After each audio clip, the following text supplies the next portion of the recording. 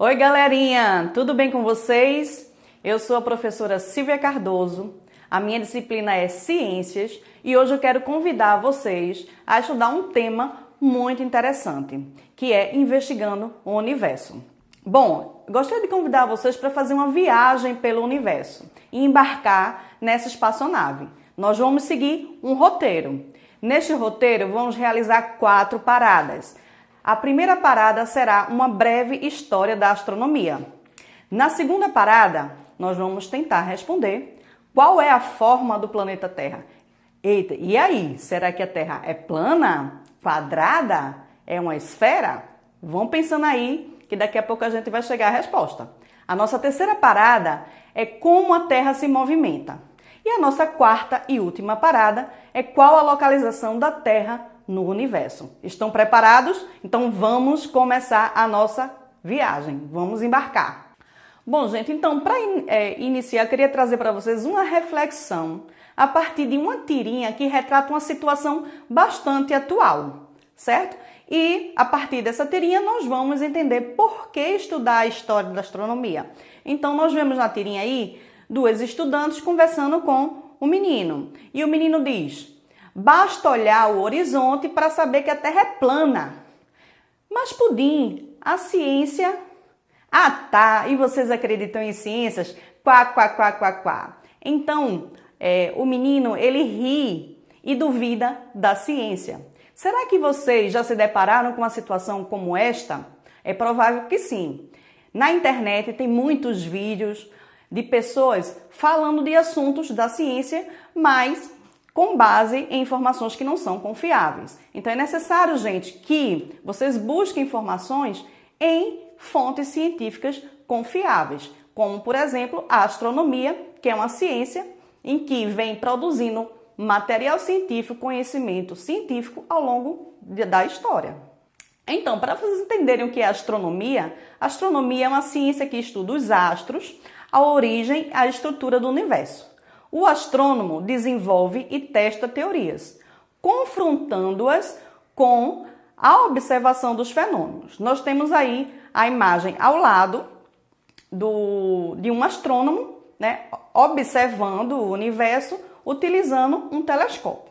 Quando eu vi essa imagem e o texto, eu percebi que a imagem, a astronomia, é uma ciência que ela tem uma imagem muito relacionada à figura masculina.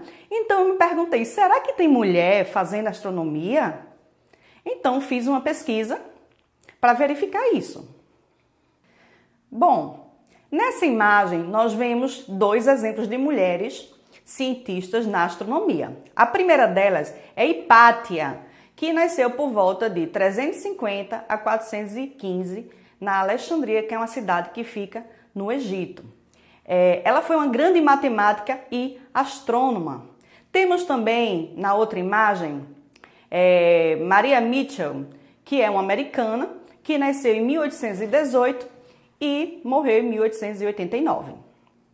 Eu trago para vocês também exemplo de mulheres da atualidade. Eu procurei mulheres brasileiras que trabalham com astronomia, que são cientistas. Então temos 2 exemplos aí, 2 grandes referências. A primeira delas é Duília Fernandes de Mello, que nasceu em 1963 em São Paulo, e a outra, Marcele Soares dos Santos, que nasceu em 1983 no Espírito Santo. Então, meninas, a astronomia é uma ciência que ela tem espaço para todos, homens, mulheres, basta você ter vontade de estudar, de fazer ciência e interesse pelo universo. Já pensou em ser astrônomo ou astrônoma? Bom, um dos caminhos possíveis é você fazer um curso numa universidade. Eu sei que vocês estão no 6º ano agora, mas você já tem que começar a pensar nisso. Então, eu sei que tem muitos alunos que sonham em ser um astronauta, ir para o espaço, né? Mas aí você pode escolher um caminho, e esse caminho é o curso de bacharelado em astronomia. No nosso país, nós temos 3 universidades que oferecem esse curso. A Universidade de São Paulo, a USP, Universidade Federal do Rio de Janeiro, que é a UFRJ, e a Universidade Federal de Sergipe. E aí, nós estamos prontos para realizar a nossa primeira parada, que é uma breve história da astronomia. Vamos conhecer um pouco sobre isso. Desde a pré-história que o homem ele tem curiosidade em conhecer o céu, em observar o céu e entender os fenômenos do céu. Porque o universo realmente ele causa uma grande admiração no ser humano. Então nós podemos observar na imagem os observatórios astronômicos que foram construídos na pré-história. Na primeira imagem nós temos o Stonehenge da Inglaterra, que foi construído por volta de 2500 a.C. E na imagem ao lado nós temos o Observatório Astronômico de Calçoene, que fica no Amapá, aqui no Brasil. Foi construído por volta de 1100 depois de Cristo pelos nossos povos indígenas. Então, gente, os povos indígenas eles já faziam astronomia. Curioso isso, né? E para que serve esse observatório? Como o nome diz, o observatório é um local para observar o céu. Ele é formado por um círculo de pedra, foi cuidadosamente construído de modo que se alinhasse com o nascer do sol no solstício de verão, ou seja, no amanhecer do dia mais longo do ano. A partir daí, os povos podiam saber qual era o momento de plantar e de colher. Outro observatório astronômico que nós podemos conhecer é o Caracol, localizado no México. Ele foi construído pelos povos maias. Esse observatório astronômico ele é chamado de El Caracol, por quê? Porque ele tem uma escada enorme, feito um caracol no seu centro, e no topo ele tem várias janelas onde é possível observar o céu, as estrelas, o movimento da lua, entre outras coisas. Bom, então vamos trazer agora o nome de alguns astrônomos importantes. O primeiro dele é Aristóteles. Ele nasceu por volta de 385 a.C., 323 a.C. Ele foi um filósofo grego que usou a sombra da Terra sobre a Lua, formada durante os eclipses, como argumento para justificar o formato esférico do planeta. Então já temos aí a primeira pista para aquela perguntinha que apareceu no início da nossa aula. O próximo astrônomo que vamos conhecer chama-se Hiparco. Ele foi um filósofo grego que elaborou o primeiro catálogo com as posições e brilhos das estrelas visíveis a olho nu no céu. Ele utilizava uma espécie de instrumento chamado de régua deslizante, onde ele conseguia medir a distância entre os astros e observar as referências e fazer esse catálogo que serviu durante muito tempo para a humanidade e para a ciência chamada astronomia. Trazemos agora um grande nome da astronomia, que foi Galileu Galilei.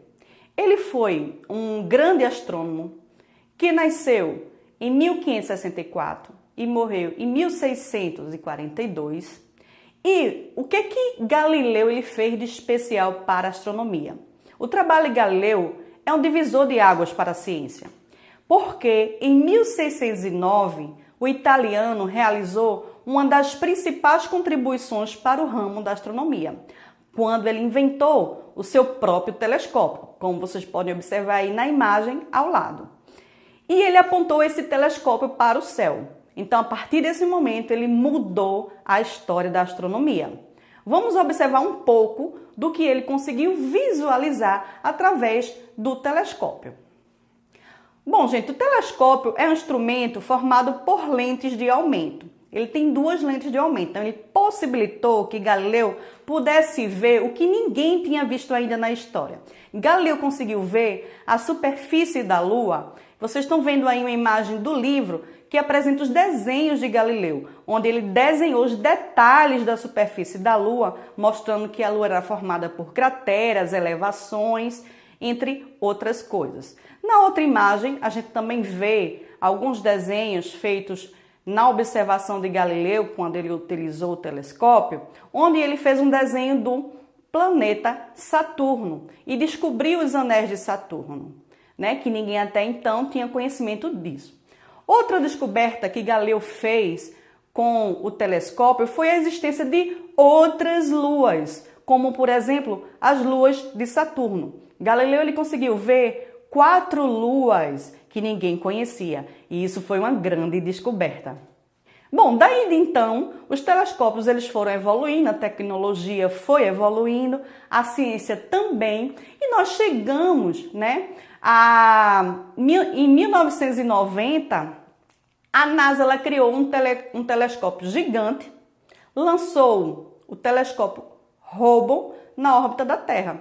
E esse telescópio ele produziu inúmeras imagens do nosso universo, imagens da Terra, da Lua, das estrelas e das galáxias. Pronto, estão preparados para a nossa segunda parada? A nossa segunda parada vai ser para responder a grande questão. Enfim, qual é a forma da Terra? Você já pensou?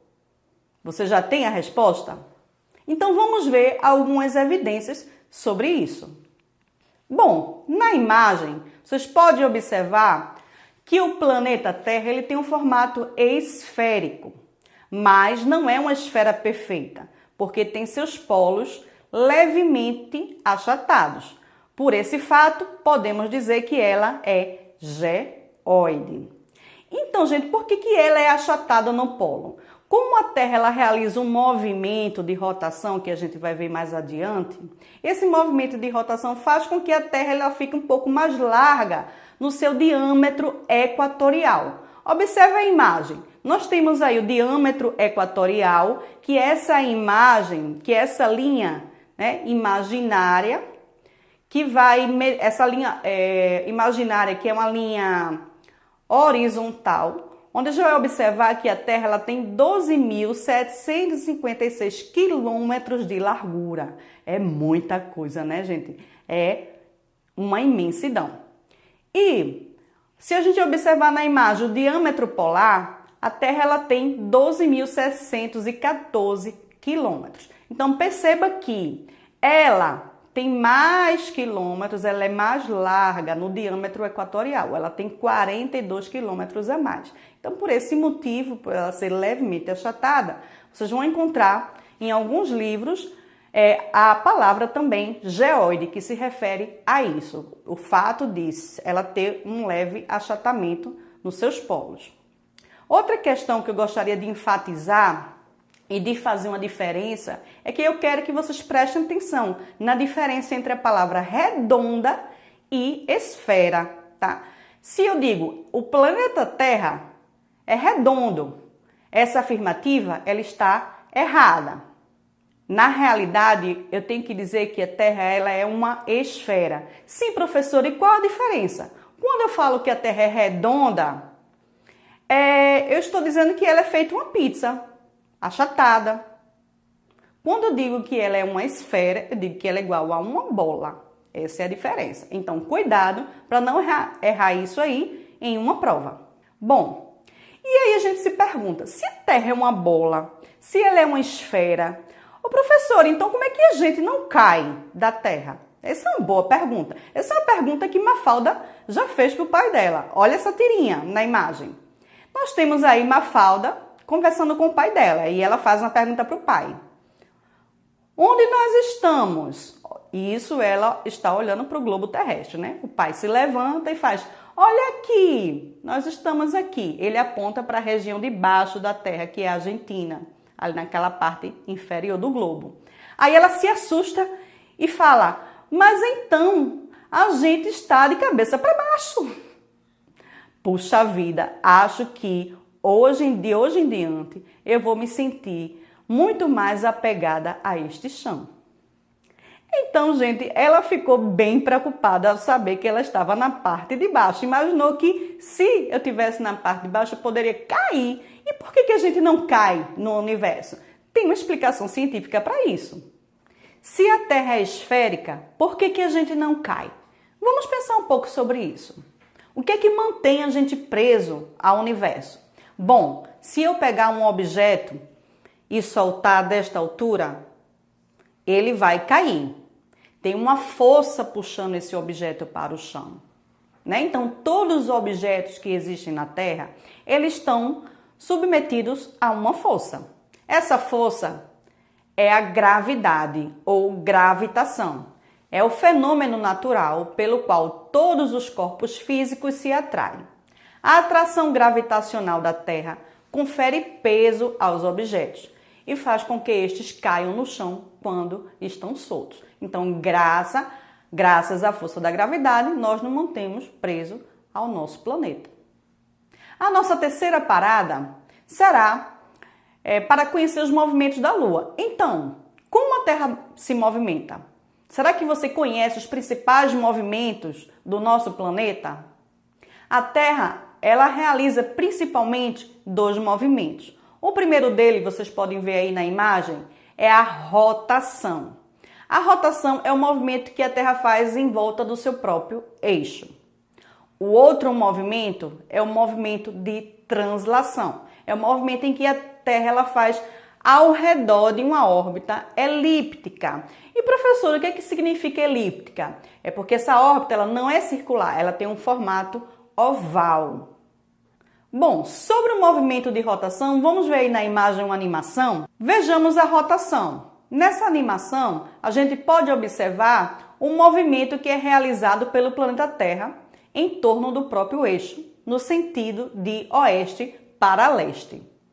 Na imagem, nós observamos que os raios solares emitidos eles vão bater em uma parte do planeta Terra durante o dia e na outra parte oposta não vai ter iluminação. Então, nós teremos, a partir do movimento de rotação, os dias e as noites. Esse movimento, a Terra demora 24 horas para dar uma volta em torno do seu próprio eixo. E isso marca um dia. O que aconteceria se a Terra parasse de girar? Isso é uma boa pergunta para a gente pensar. Gente, se a Terra parasse de girar, nós teremos, num lado da Terra, muita iluminação, ficaria muito aquecido. E no outro lado, quase nenhuma iluminação, ficaria muito frio. Então, o movimento de rotação, ele possibilita um equilíbrio entre dia e noite e regula a temperatura do planeta. Por esse motivo, é possível a existência da vida no planeta Terra. O próximo movimento é o movimento de translação. Nós podemos observar na imagem que a translação é o movimento da Terra ao redor de uma volta elíptica. A Terra ela demora 365 dias e 6 horas para dar uma volta completa ao redor do Sol. E isso vai marcar o ano. O nosso ano tem 365 dias, ou seja, 365 dias equivale a um ano. Aí você pergunta, e as 6 horas, professoras, não contam? Contam sim. Essas 6 horas, elas vão ser adicionadas depois de 4 anos. Vejamos uma conta. Se eu pego essas 6 horas que sobraram e multiplico por 4 anos, eu vou ter 24 horas. 24 horas equivale a um dia, não é isso? Então, a cada 4 anos, a gente tem um dia a mais. Então, a cada 4 anos, nós vamos ter 366 dias, que é o ano bissexto. Esse dia é adicionado ao mês de fevereiro. É todo dia 29 de fevereiro, a cada 4 anos. O movimento de translação é um movimento que influencia nas estações do ano. Dependendo da posição que o planeta Terra se encontra em relação ao Sol, nós vamos observar a estação de verão, inverno, primavera e outono. Na imagem, vocês vão observar esse fenômeno, essa movimentação. Se a gente imaginar uma linha no meio do globo terrestre, que é a linha do Equador, lembram lá em geografia que vocês já viram isso?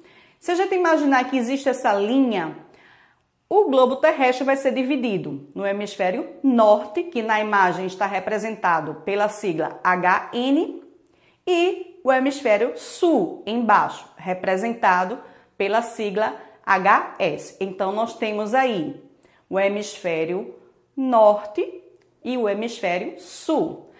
Existem 4 posições do planeta aí. Então, vamos imaginar essa linha e essa divisão em todos os planetas. Então, nós vamos dividir a Terra, certo? todas essas 4 posições em 2 hemisférios, hemisfério norte, hemisfério sul.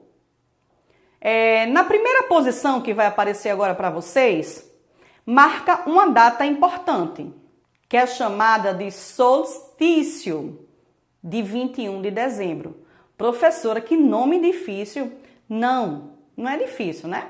Acho que você já deve ter ouvido falar nessa palavra. Então, o que significa solstício? Solstício é quando a posição da Terra em relação ao Sol vai fazer com que a iluminação nos dois hemisférios seja diferente. Se você observar na imagem, você vai ver que o hemisfério norte ele está menos iluminado do que o hemisfério sul. Então, no hemisfério norte, os dias vão ser mais curtos e as noites mais longas.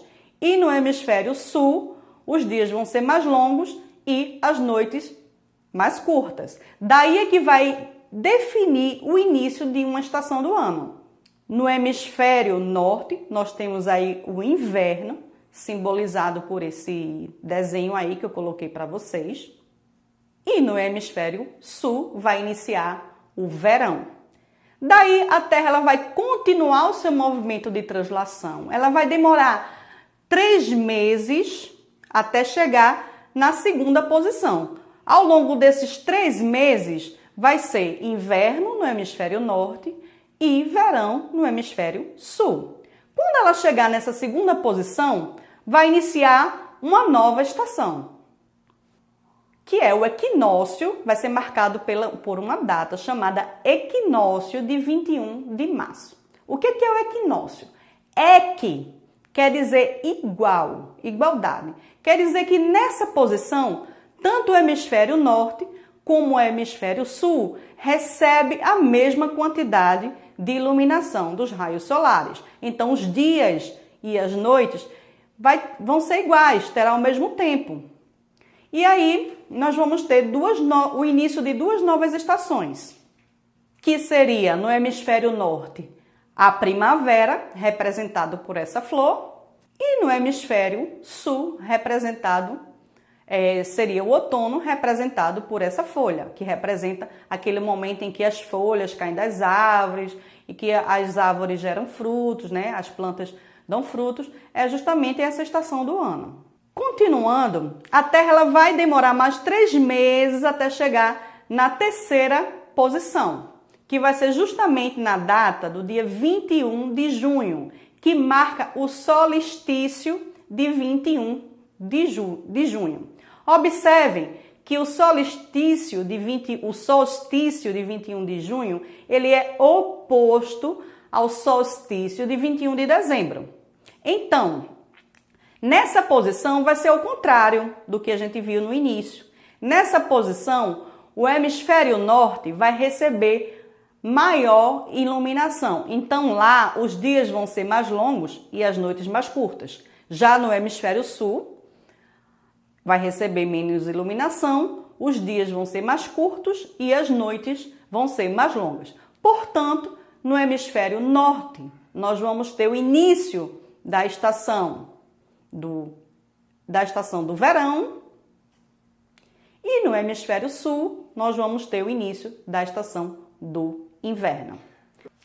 Bom, então no dia 21 de junho, que é o solstício de 21 de junho, nós vamos ter o verão no hemisfério norte e o inverno no hemisfério sul.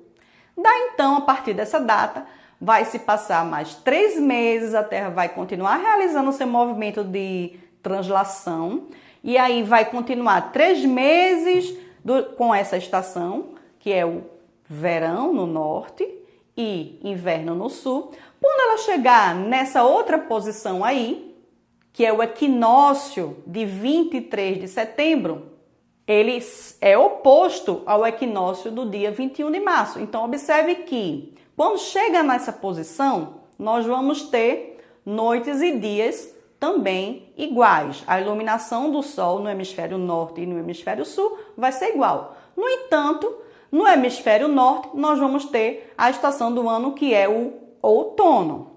E no hemisfério sul, nós vamos ter a primavera, que está representada aí por esse símbolo.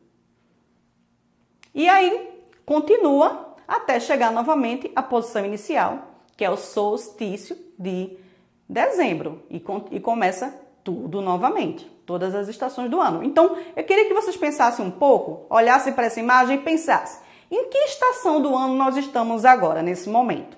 Bom, nós moramos no Brasil, que fica no hemisfério sul. Nós estamos em que mês? Mês de abril. Né? Então, no mês de abril, vamos tentar localizar aí em que momento, em que estação do ano nós estamos. Então, nós estamos entre o dia 21 de março e o dia 21 de junho. A gente está mais ou menos aí no meio. Então, nós estamos na estação do ano chamada outono. Bom, gente, eu espero que vocês estejam gostando muito dessa viagem, porque nós vamos realizar agora a nossa quinta e última parada. Vamos ver qual a localização da Terra no universo. E aí, será que você conhece? Nós temos aí o Sol, que é a nossa grande estrela. O primeiro planeta do Sistema Solar é Mercúrio. Observe a imagem e veja se você consegue localizar aí. Mercúrio é um planeta bem pequeno. Em segundo lugar, nós temos o planeta Vênus. E em terceiro lugar, nós temos o nosso planeta Terra. Ao lado, nós temos em quarto lugar o planeta Marte.